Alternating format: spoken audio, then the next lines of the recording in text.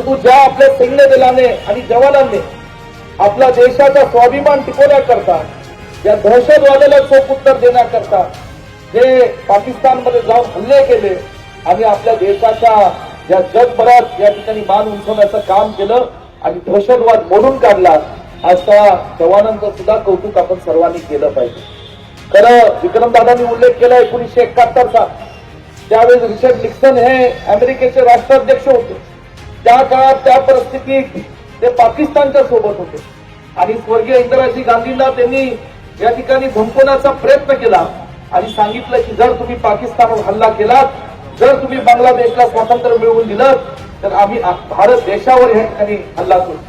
हे ऐकल्यानंतर इंदिराजींनी सांगितलं की भारतातले लोक आणि भारत देश हा कुणासमोर झुकत नाही आणि भारत देश आणि मी कुणासमोर झुकत नाही, अशा पद्धतीने इंदिरा गांधींनी उत्तर दिलं आणि बांगलादेशला स्वातंत्र्य मिळवून दिलं. आणि म्हणून इंदिराजींना केवळ भारतात नव्हे तर जगभरात आयर्न लेडी म्हणून ओळखलं जातं. आणि त्या परिस्थितीत त्या ठिकाणी स्वर्गीय अटल बिहारी वाजपेयींनी सुद्धा लोकसभेमध्ये दुर्गा मातेचं रूप म्हणून इंदिराजी गांधींचं या ठिकाणी उल्लेख केलेला होता. आज निश्चित स्वरूपात आपल्या जवानांनी आणि आपल्या दोन आमच्या भगिनी ज्या सैन्य दलात काम करतात, आदरणीय सोफिया कुरेशी लेफ्टनंट कर्नल असतील, योमिका सिंग असतील, या दोन्ही लेफ्टनंट कॅप्टननी आज जे भारताचं एक अत्यंत शौर्याचं दृश्य जगभरासमोर मांडण्याचं काम केलं, अशा आपल्या भगिनींना मी आपल्या सर्वांच्या वतीने सलाम ठोकतो.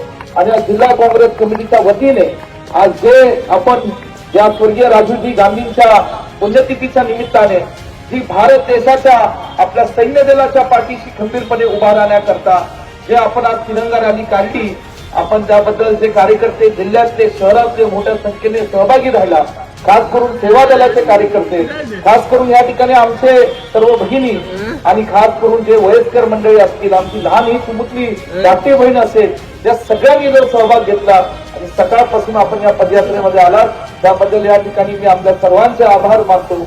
आणि आपण सर्वांनी आता काही घोषणा द्यायच्या आहेत, त्या घोषणा घेऊन आजच्या सभेचा या ठिकाणी समारोप करायचा आहे. जय जवान.